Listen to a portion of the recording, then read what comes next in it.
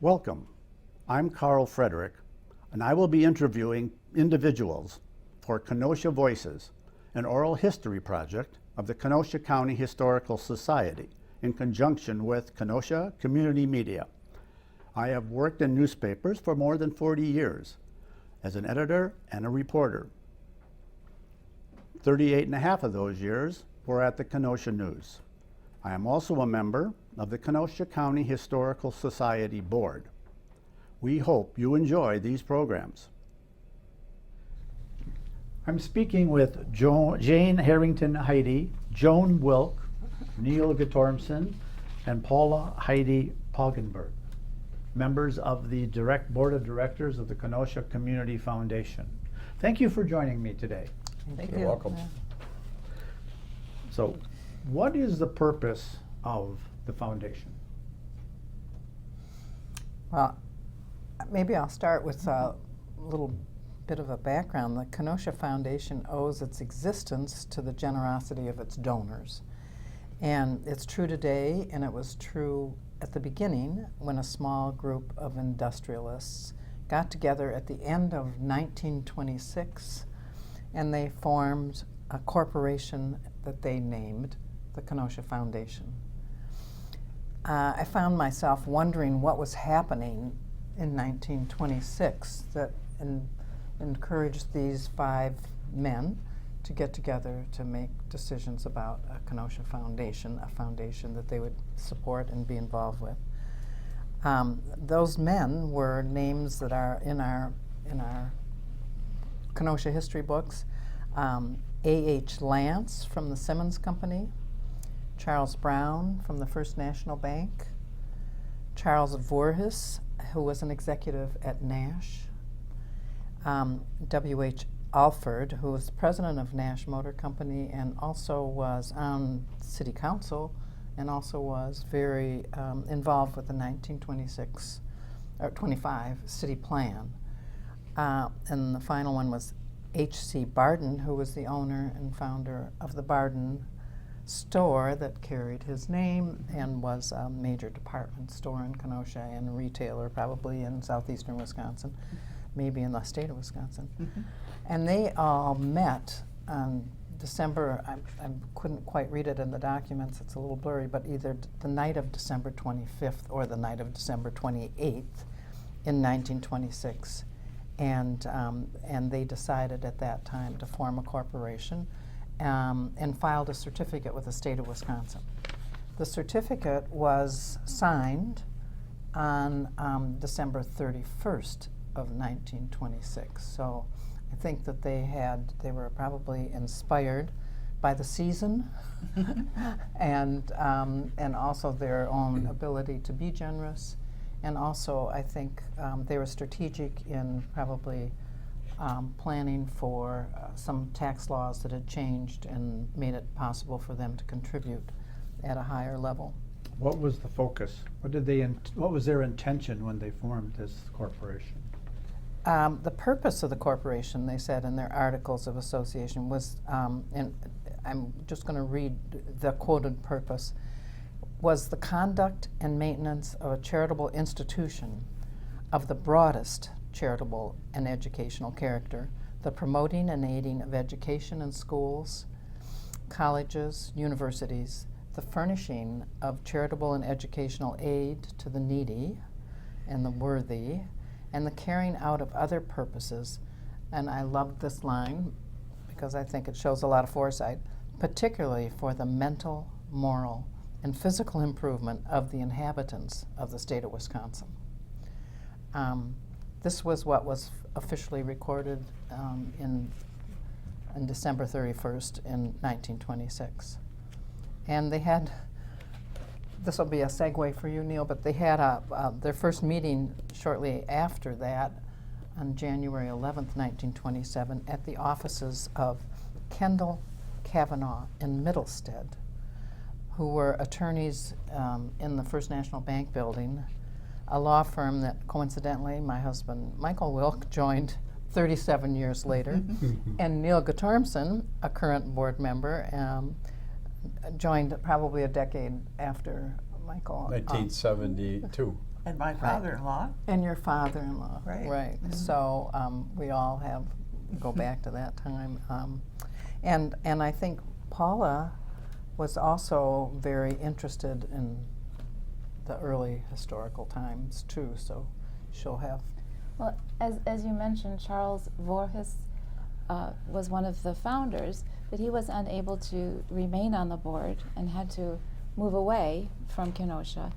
And since he was an executive at Nash Motors, he reached out to my grandfather, who was also very involved with Nash Motors, and asked him to be his replacement.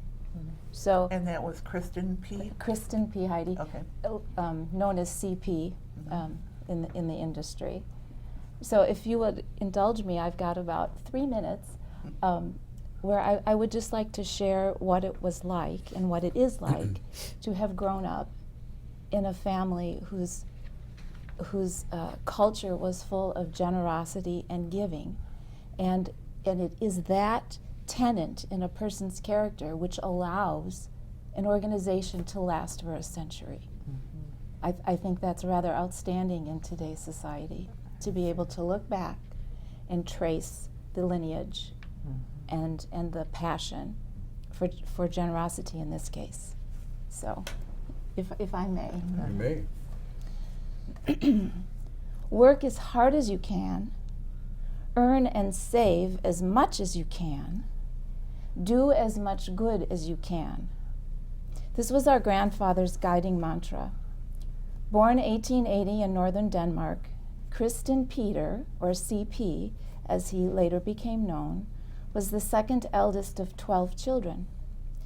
In an effort to pursue his passion for manufacturing, engineering, and technology, CP, at age 18, passed through Ellis Island and soon what became a 32-year professional contribution to Kenosha's emerging automobile industry. This journey started with Thomas B. Jeffrey and transitioned to Nash Motors, where my grandfather worked closely with Charles Nash, who happens to be the namesake of my father, Charles Herbert Heidi. As world tensions grew in the late 1930s, CP was asked by William Knutson, then president of General Motors, to come to Washington, D.C. to join the newly formed U.S. Council of National Defense. Their task was to lead war production in support of Roosevelt's pledge to make America the arsenal of democracy. At this time, Congress had not allowed any funding for the Defense Council, so my grandfather, along with 10 others, were called dollar-a-year men. Using their masterful understanding of engineering and manufacturing, supply chains, assembly lines, and mass production, these men began converting auto manufacturing facilities into factories which were now producing tanks, planes, and guns. CP told his family that this country had been good to him, and he wanted to pay back. Following the war years, CP continued to demonstrate his commitment to a greater good, in addition to participating on the board of the Kenosha Foundation at that time. For 30 years, he served on the board of the Santal Mission Society in Santal, India, and closer to home, he chaired the 1950s Building Fund for St. Mary's Lutheran Church, and he served as an honorary member at the Coleman Chapel. Oh, my. A proponent of higher education, as you referenced in the founding article, CP was one of 8 Kenoshans who provided land for Carthage College to locate here along Lake Michigan. And since inception, an endowed scholarship in the name of CP and Anna Heidi has assisted scores of Carthage students. The spirit and legacy of gifting has continued with my parents. My father, Charles, son of CP, along with my mother, Catherine, have certainly led by example. Specific to the Kenosha Community Foundation, my parents have set up endowed funds for Shoreland Lutheran High School, New Life Lutheran Church, and Hawthorne Hollow. Growing up in the church mission fields of North Dakota, our mother was very familiar with fostering faith the size of a mustard seed. Routinely, she would accompany her father, Eugene, a minister, on his typical Sunday circuit of 200 miles and 5 services. Mom often watched friends and families grow into communities and congregations, cast your bread, plant the seed. Catherine Heidi never hesitated to nurture, encourage, support, and assist. And my father, Chuck, as he preferred to be called, Yes. was the scientific, pragmatic, business-minded, perfect complement to our mother. And together for 63 years, they forged a life rooted in trust, love, and benevolence. In 2001, the Brookwood Foundation was established as a vehicle for the next generations to continue our family's gifting legacy. I speak with my 3 siblings when I share humble gratitude for the opportunity to live life with a generous spirit. In his wallet, Dad carried a quote from Henry Ford. "A person's reputation is not created by what you say you are going to do." My family has certainly exemplified action and accomplishment. May we all find our belief in a vision which compels us to give, share, and achieve. Yeah, great. Thank What a you. legacy. What a legacy you have. Huh? Yes. I'm honored and grateful. Yeah. So as the foundation grew, I mean, it did have a governing body. So who is that governing body, or who's responsible for managing the foundation's money? If I may, Carl, the governing body of the Community Foundation is its board of directors. And the board, it's a board of individuals of all makes, sizes, backgrounds, and ethnic, etc. And we're very proud of our board, and it's not just businessmen, but it's all different types of people. And that's what a community foundation needs to be, is a representation of the community rather than a representation of industry or whatever, business. And in addition to that, we used to have a part-time executive director who ran the office and kind of did the everyday operations. And 2 years ago, based on the growth of the foundation, we decided to procure a full-time executive director, 5 days a week, and a full day each calendar day of the week. And it's proven to be a wise move, because as you grow and you become more diversified in the number of charities you're working with, you need to have somebody to spend the time and energy to keep everything working well. And the board meets quarterly, and then we have a committee structure in addition to the board that meets more regularly to provide direction and guidance to the board. For example, you may ask about who makes decisions on grants.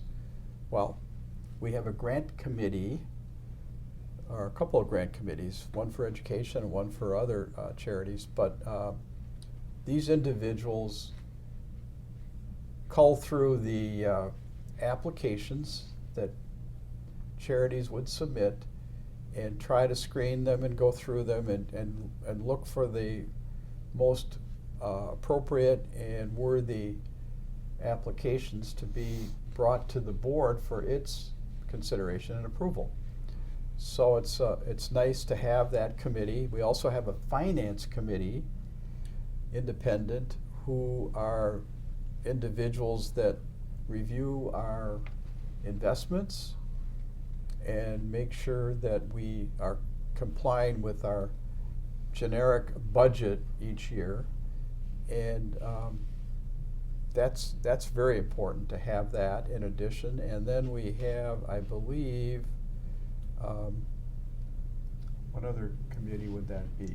Well, we're just forming now a A development marketing- committee Development and marketing committee, I think. in anticipation of our centennial year next year. Yeah.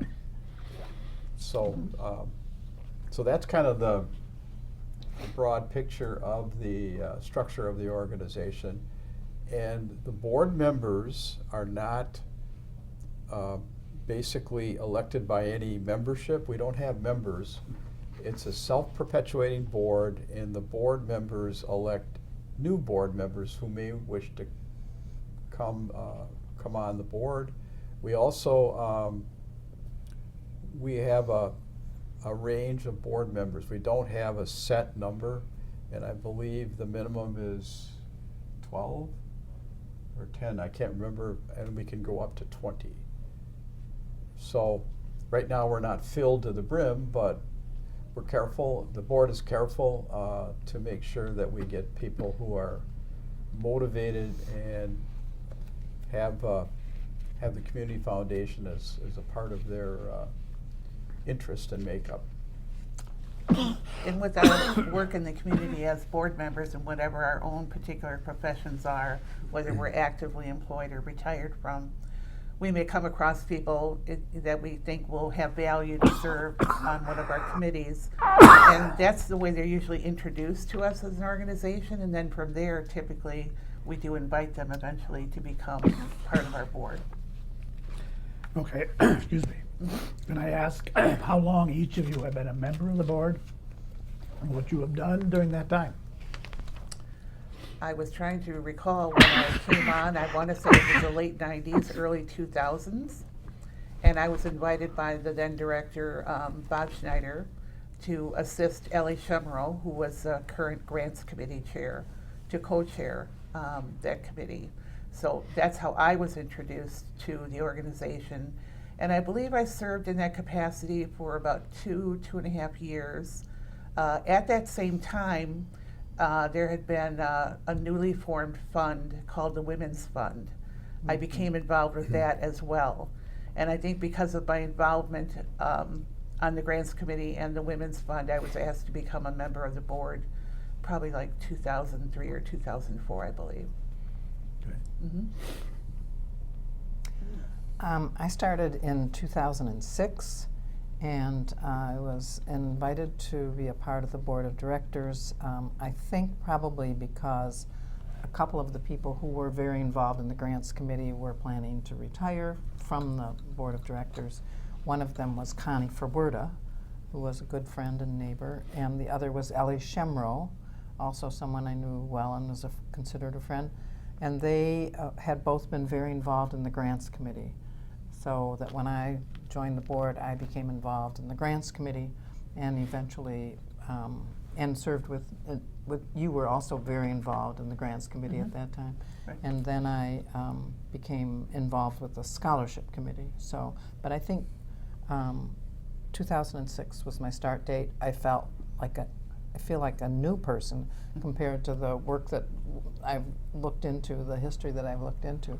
But I guess we were sort of at the same time. And Neil, you were before that. I have to state this, that I was, so to speak, invited and requested to become a board member by Donald C. Heidi, who was a senior partner of mine. I was a young associate at the firm at the time, and he was winding down his affiliation with various organizations, including the, at that time, the Kenosha Foundation. And he asked me if I would participate, which I did. This was probably in I would think 75 or 76. So I've been there almost 50 years. Wow. Have no regrets, by the way, but it was an interesting group of board members, because at the time I was the kid in the room with many very influential and senior industrialists or businessmen, and the First National Bank of Kenosha had a trust officer who was basically the bread and butter operator of the foundation. They did the investing and they handled the disbursements. And at that time, they did it out of they did not charge anything for doing that. They did it just kind of as a service both to the community and to the donors who needed to have assistance on their contributions. So it was a very unique situation, and but I went there, and I've always enjoyed the foundation. It's been a long journey, and I have no regrets for Mr. Heidi pulling me aside and saying, "I want you to go on that board, please." Paula. I entered 2019, so not that long ago, and Neil was the one who, like Uncle Don, twisted your arm. Neil invited me. I believe there was a vacancy. Someone had passed on the board, and a vacancy arose, and I was asked to join. And I too have spent some time on the grants committee, and certainly enjoy that opportunity. Where do the funds come that the Community Foundation deals with? We touched on it already, that they come from grants, donors providing funds. So is that where all the money comes from? Well, yes, whether it's organizations that come to us seeking a place to sort of have their funds managed by us for the benefit of their organization. So again, from a business standpoint, that comes from those organizations, but also from interested individuals in the community that are looking for a place to sort of warehouse their charitable giving concerns. And so we like to say, I don't know if this is too folksy, but we're sort of a one-stop shop for people to help ease them into their own philanthropy. So the foundation is able to offer a lot of the services from accounting, tax preparation, that sort of eases the burden from an individual themselves going out and forming their own foundation. So we can provide a lot of ease of transitioning into becoming a donor and philanthropist within the community. And oftentimes people will come to us, individuals or couples, whoever that may be, and they may not have a good idea as to where they want their funds to go, but the conversations will engender, well, here's what our scope is on what some of our other donors have done. So it gives people ideas and sort of broadens their horizons on what they may choose And to so support. people knock on the door and say, I have some money, can you help me decide how I can use it in this foundation? That's probably more rare than prevalent. However, the professional team that works with individuals for in their donative giving are probably the biggest source of referring the foundation as a consideration for a charitable, I call it charitable bucket. And we've had lawyers, we've had accountants or CPAs, financial advisors, life insurance agents. They're the nucleus of people out there that who understand a little bit about the community foundation, and then they can, encourage and refer their client to come seek out the foundation and get information and talk to the executive director or the board member who they might know, some board members. So that's probably a bigger direction for contributions than just individuals knocking on the door, although they do on occasion. I won't. I have a good dismiss example that. of one who knocked on the door. A woman who was a nurse and a veteran and a resident of the Dayton Hotel, downtown Kenosha, went into one of the downtown support groups to see what kind of services they were offering for people who were dealing with mental health issues. And she asked a number of questions of the director, and she was very interested. And I don't know if she went regularly after that to visit with people who were offering, support and comfort or not. But the director, sort of thought her questions were the end of it, that was the end of their relationship with her. In 2014, she died, and he found out through some attorneys in town that he had been named the trustee of her estate, and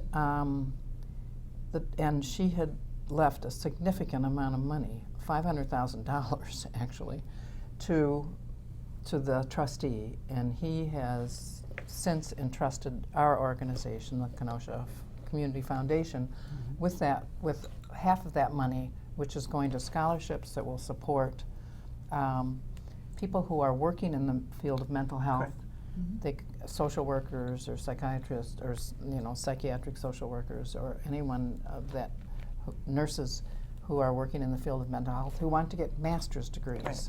So this is a relatively new fund that's been established in her name. Her name is Martha Hollowell, and in Martha's name we have a fund that supports pretty generous scholarships for people who want to get master's degrees and will continue to work in the field in Kenosha. Right. And how is the money invested? Very carefully, very carefully. We have a nucleus. We have a finance committee of professionals, some of whom are either CPAs, financial advisors, or I think there might be an attorney on the finance committee as well. Yeah, Mike. And their job is to review our expenditures to make sure that they go to the right beneficiary, and that the costs of administrative operation are functioning in compliance with the budget, and further sourcing out what's appropriate venue for our dollars and cents that we're investing.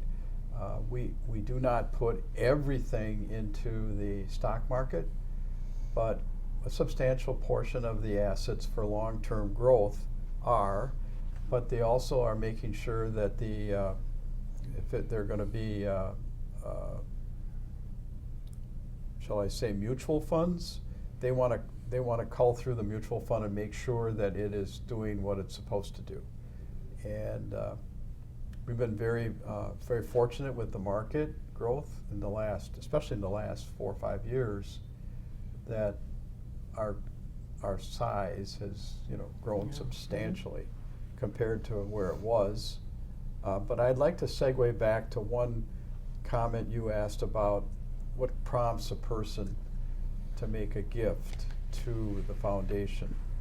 And I'm going to use a name, Paul, I'm going to use your father, Charles Heidi, who was my client, and I was encouraging him to consider gifting to the foundation. And he looked at me and he said, "Well, Neil, how do I know that my money is going to be managed properly?" I said, "Because I'm on the board, Charles, and I'm going to watch it like a hawk." And he looked back to me and he said, "Well, that's good enough for me. I guess I'll be comfortable to make that gift." And then, as a follow-up to that, I encouraged Paula to become a member of the Community Foundation, because I thought that would give Chuck further affirmation that his money, as he says, that he's gifting is going to be, used properly and managed properly, and wasn't going to be, indiscriminately wasted. And Joan, you mentioned one aspect of how money is given. Who gets these funds? What are some of the other funds, or the other people who receive funds? Who are these? Organizations, or in some cases, individuals and scholarships?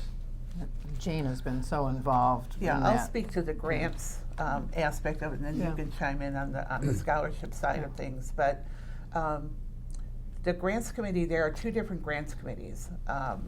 One is called Field of Interest, And under that umbrella, there are several different mission-specific entities that will receive funds. So we have Susan LaFave, which is more like arts and culture. And then we have the Arts Fund itself.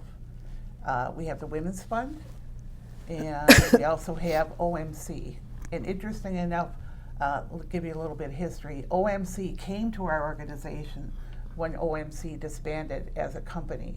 So they looked at what the structure was of their employees and what different counties they lived in. And so I think Racine benefited, Kenosha did, and also Walworth, I believe. So that was a fund that was directed to us because of our mission as a community foundation. So there will be some organizations that we grant to, specifically 501c3 or not-for-profits. So those are the receiving entities for our grants. So again, on the field of interest, organizations would apply based on whatever their mission is and whatever their programming is that is supported by the mission of those field of interest. Then we also have what's referred to as unrestricted. So those will be open to organizations, again, 501c3s. We have a pretty broad spectrum of what the focus for that particular grant year might be. And we as a board will discuss what we may want to choose for a focus for any particular year. But in general, it's really for the benefit of the citizens of the Kenosha community.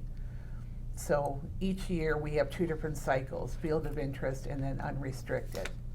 And during those cycles, then again, the committee reviews the applications that are submitted.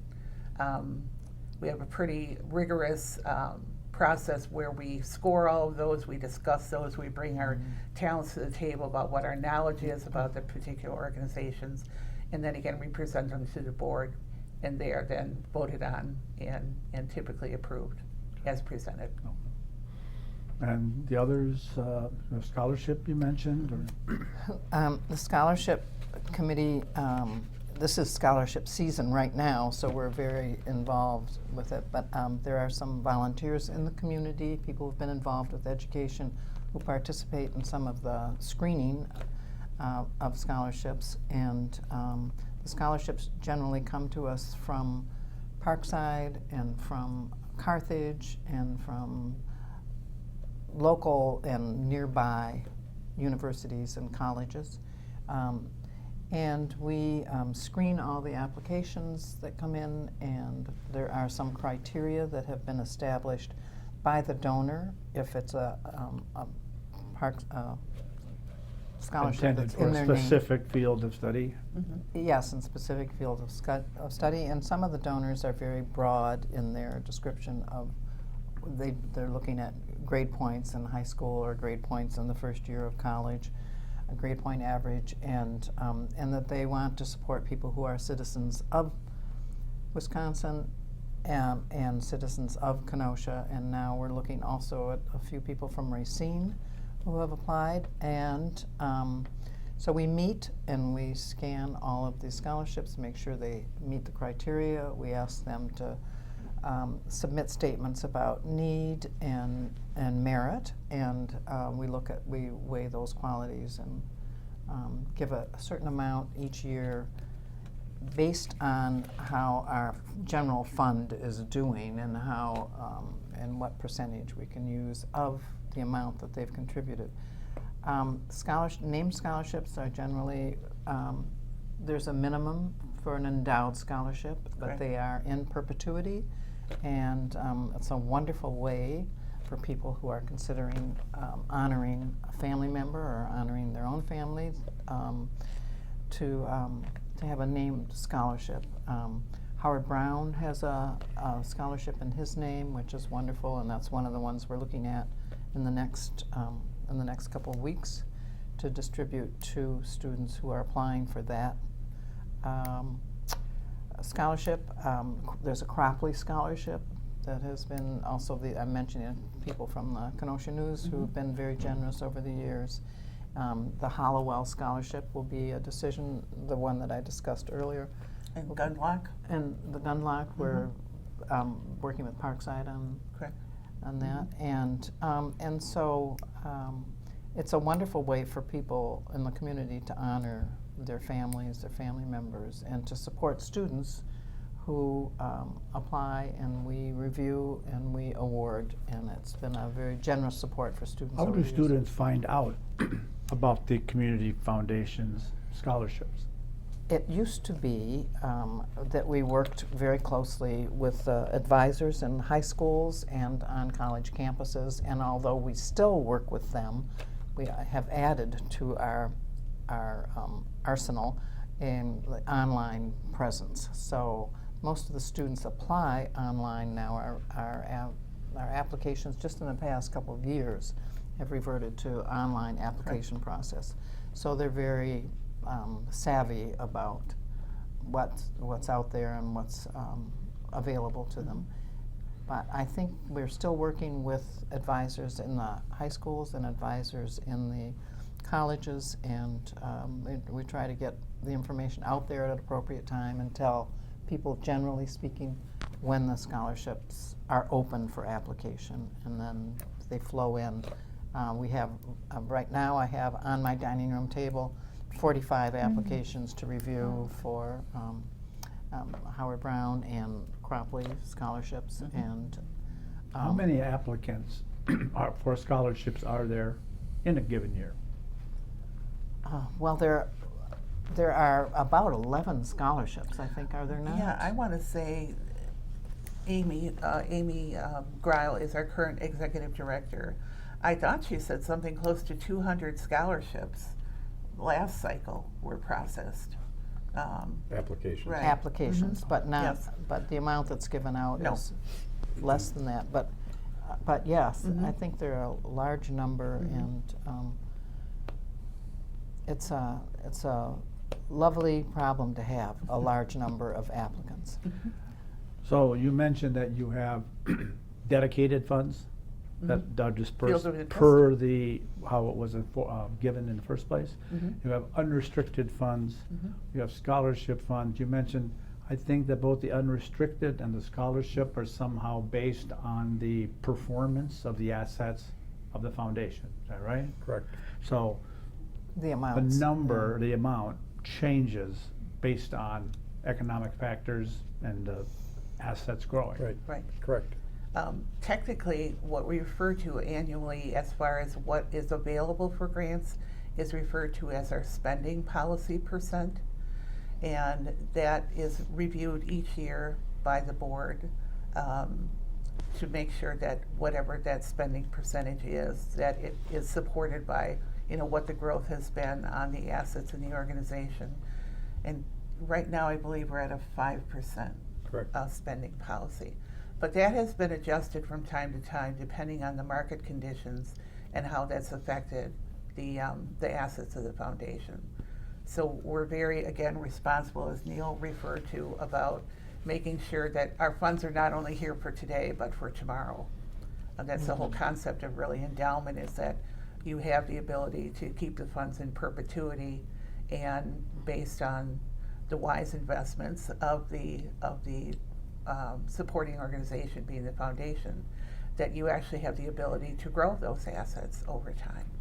And because the funds are pooled, it really enhances the amount that can be distributed in the Right. community. So then the funds are pooled and then they're drawn out back to the individual dedicated Right. purposes? Yes. Right. Correct. Yes. Correct. Okay, so how much is the endowment in the foundation today? Our assets, I believe, as of last, are at like 17.2 million, I believe.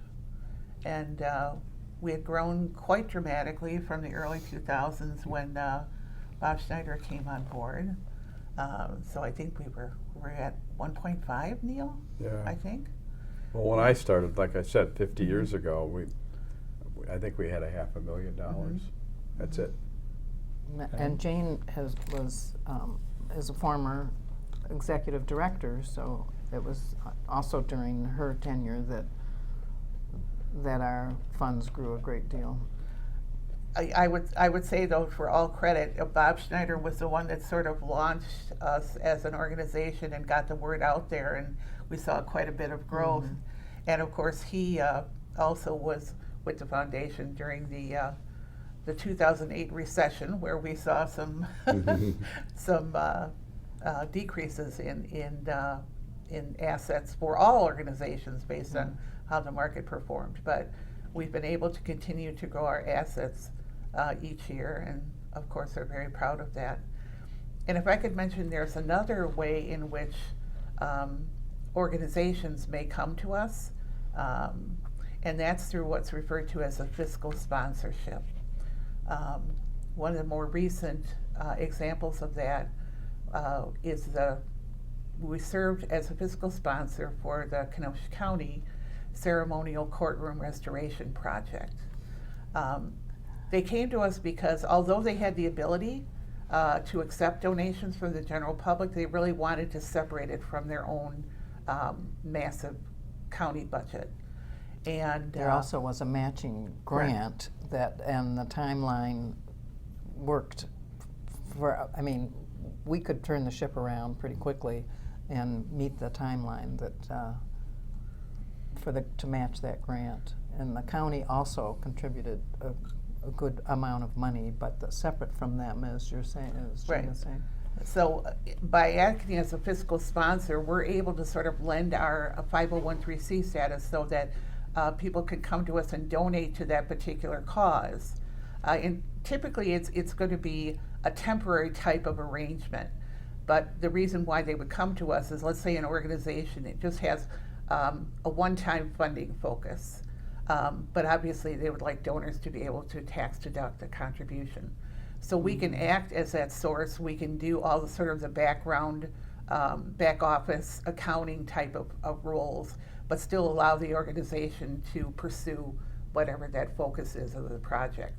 So on a temporary basis, in that sense, we can also help individuals or organizations with those types of projects. So do you help organizations kind of manage their funds, to separate them away from the day-to-day budget, offer them financial assistance or a place to put money so that their funds are protected and managed while they can do their job day-to-day? Well, in a sense, we have organizational funds within the community, different not-for-profits that may have excess funds that they don't currently need for budgetary concerns. And so we will manage them and add them to our pooled investments. So by doing that, they're able to take advantage of economies of scale because of the size of our assets. So they're able to piggyback and benefit from that. But we don't necessarily manage their budget. We manage that part of it in order to try to get them more value from that than they might ordinarily get as an individual organization. Okay. Carl, another organization that we were a fiscal sponsor for that came into fruition was Habitat for Humanity, which I was involved with a little bit. They had to go through a process. They have a master organization out east, and if you want to have a chapter in your local community, you have to go through a process. And we had donors that were anxious to give, but we didn't have the structure. Habitat for Humanity didn't have the structure in place or the 501(c)(3) approval from the IRS. So Bob Schneider, bless his heart, was willing to become a fiscal sponsor for our organization, opened the office for us to meet, and basically that was the genesis of Habitat for Humanity, which we all know in the community has done fabulous with some of the homes they built, and et cetera. So, So you mentioned back in the 70s, there was $500,000 in the fund. Was this an economic situation? Was it just a status of industry or donors at the time that No. weren't aware of it, or? I frankly don't know why, Carl, because I was the newbie on the board.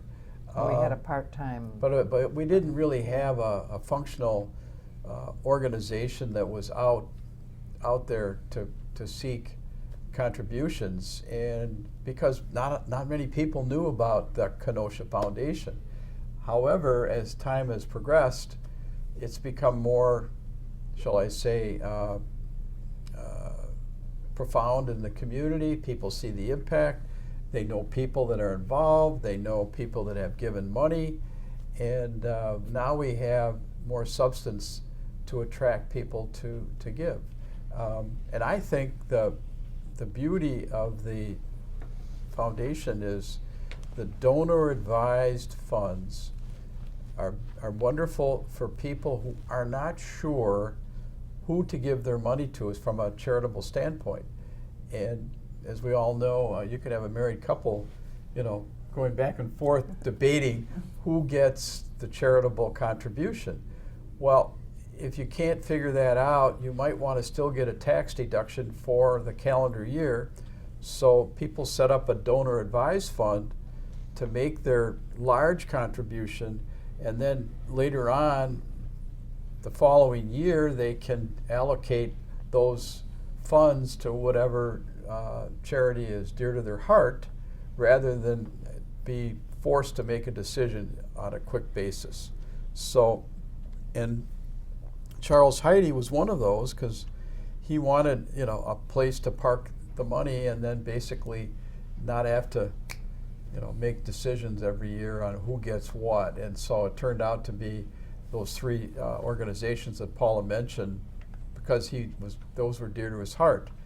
So then he decided to use that as an endowed fund. But still, donor advised funds are, I think, a nice little tool to use for charitable giving for people that can't always pinpoint who is going to be that charity. When someone donates and creates this donor advised fund, initially it has a purpose for what they want it to be used for.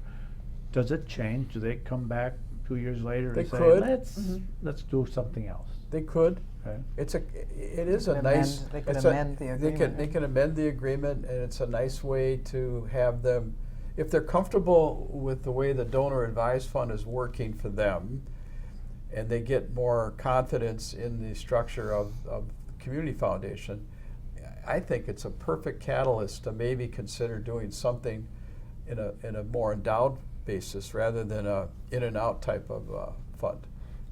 Okay, so let me ask, over the time each of you has been involved with the board, you have seen changes, you have seen growth, you have seen ups and downs. Tell me what your situation, Jane, is. Here's how I've experienced my time on the board. This is what I have seen. This is what I've been really happy about. Well, I would say one way in which it is changing is how people become aware of who we are. And I think because of generations down, let's say from aging baby boomers and on up, a lot of them will find out of us through social media or our presence online. And that may be through one of their children applying for a scholarship, let's say. So we're sort of trending to not just do traditional types of approaches, but to have many avenues where we can spread our message. But quite frankly, it's still a very personal touch type of organization, because people's charitable bent is very meaningful to them. And I think our presence as individuals will bring ideas to the table and sort of underscore what that potential donor's focus will be. So I see a lot of exciting new ways in which we can get our word spread. And I think another funding consideration has been those people who are in situations where they may not necessarily need their monies from their required minimum withdrawals from their IRAs. So we do have more donors that are coming to us that are gifting and donating their annual RMD, as a charitable contribution. And again, because they've benefited by wise investment on their own side, that they do not need these funds. So they now can look towards being philanthropic, where maybe previously they never thought that would have been a possibility for them. Okay.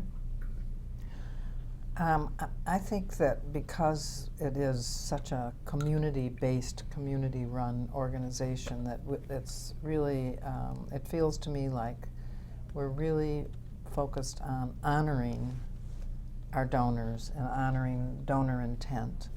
And in addition, I think we all value the history.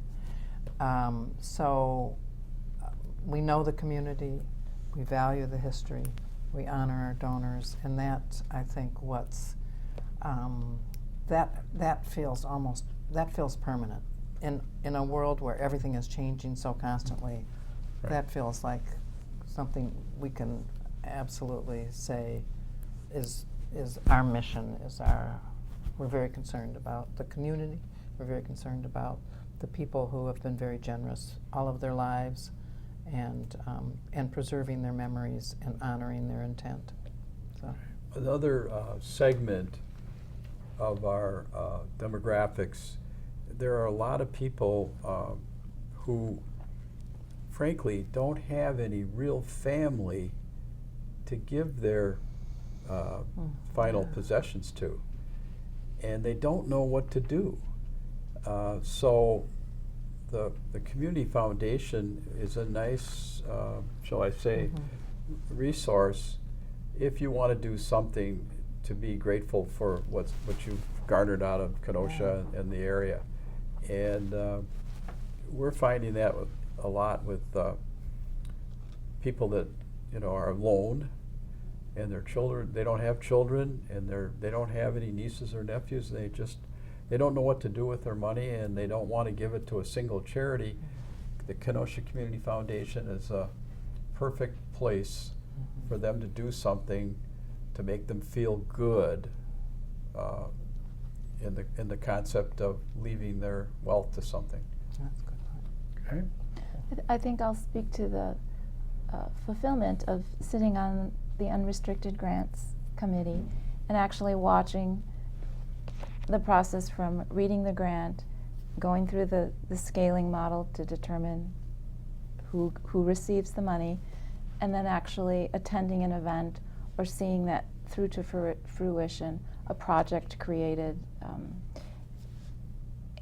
and the pride in community. And frankly, introducing myself, I was born in Summers. I've lived there my whole life. I know all about Kenosha. Well, no, I don't. I have plenty to learn, and it's just so fulfilling to be able to have been a part of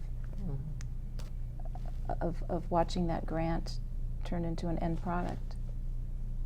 So what's the future of the Community Foundation? Anybody? Unlimited. What? Unlimited. I think as I think Jana alluded to, we've got a big demographic now of baby boomers who have been blessed with maybe accumulation of wealth vis-a-vis through their hard work, through their what they've inherited from family, and through their investing prowess, that are now at a stage where they're starting to think about what to do for charity. And I think that demographic can really help boost the asset base and the attractiveness of the Community Foundation. Because to find a single charity that you can focus on is hard, I think.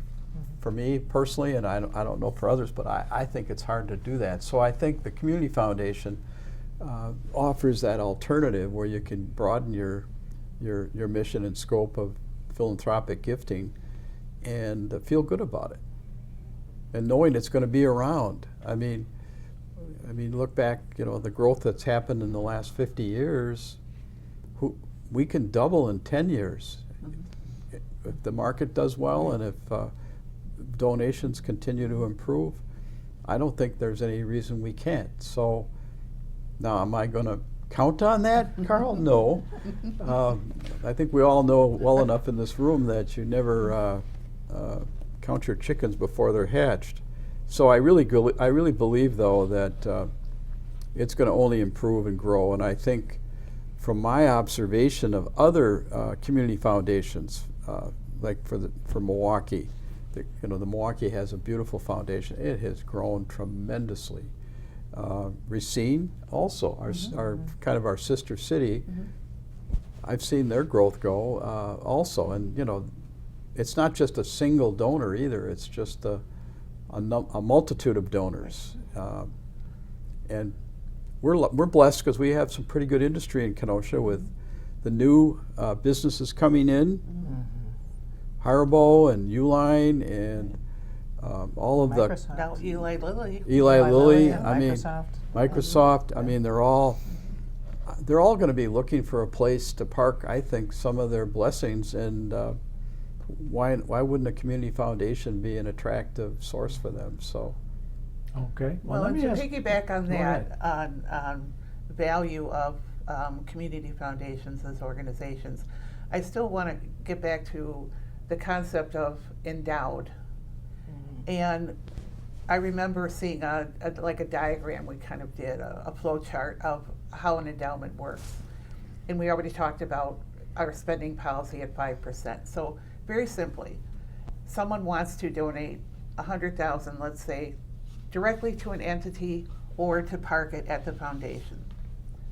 So as our spending policy would be 5% a year, that would be $5,000 that would be available.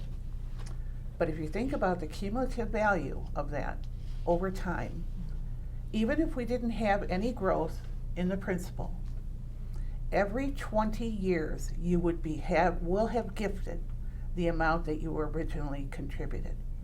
So it feeds on itself in many good ways. So I think that it's sort of like compound investing in Einstein's theory about the greatest thing is compound investing. It's sort of the same way with an endowment. Your gift today continues to give. And what an exciting legacy, to give not only to your family, if they continue on in children, but also to your community. Okay.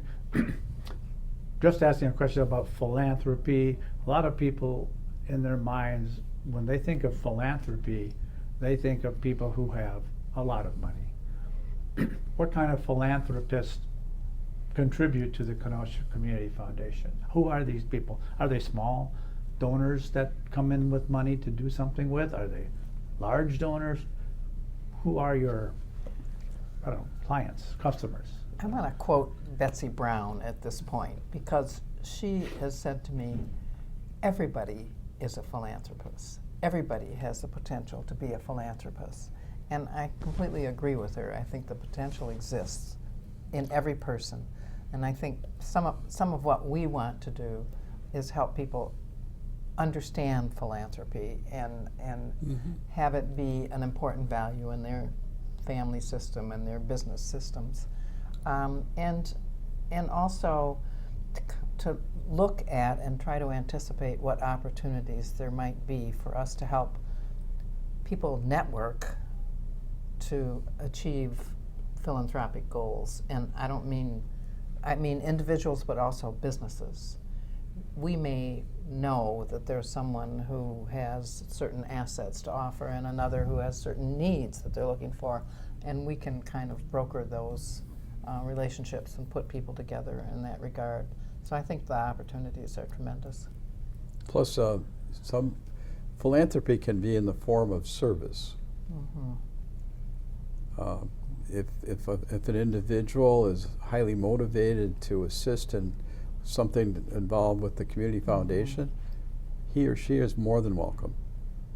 And it's not a matter of dollars and cents, it's a matter of, no, we want you to help us and we want to listen to you, and if you have something to offer as far as your experience and knowledge, we'll more than accept you as a committee member and potentially a volunteer for some of the functions we do.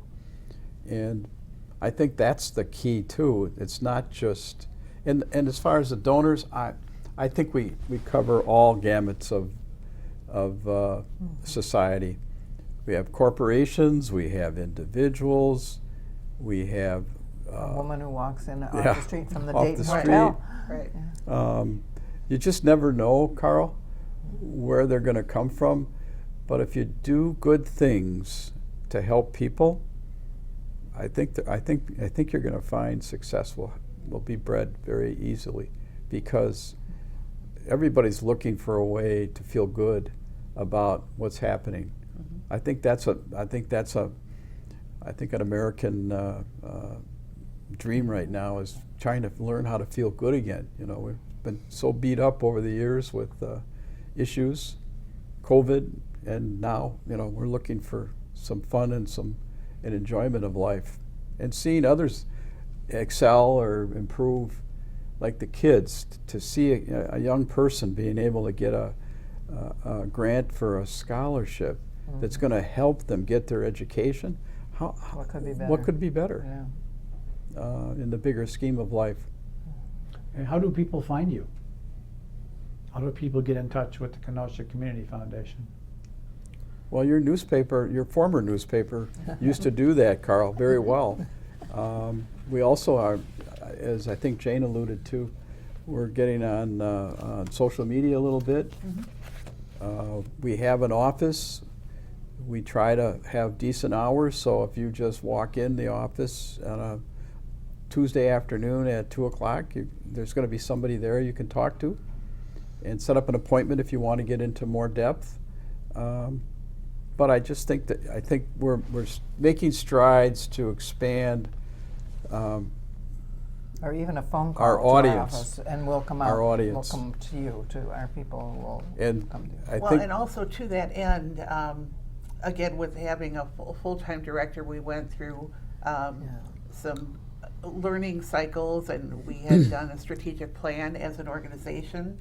And out of that came a new logo for our organization. So as organizations receive grants from us, we do have an agreement that they sign that says that they will show our logo at whatever their event is that we've provided funds for. So you'll be seeing us a lot more just by that logo if you participate in different organizations and whatever programming they have. So I think we're doing a really good job of creating a lot of, as Paul would say, seeds out there. Her mother would be happy to know that we're doing that so that people can learn about us.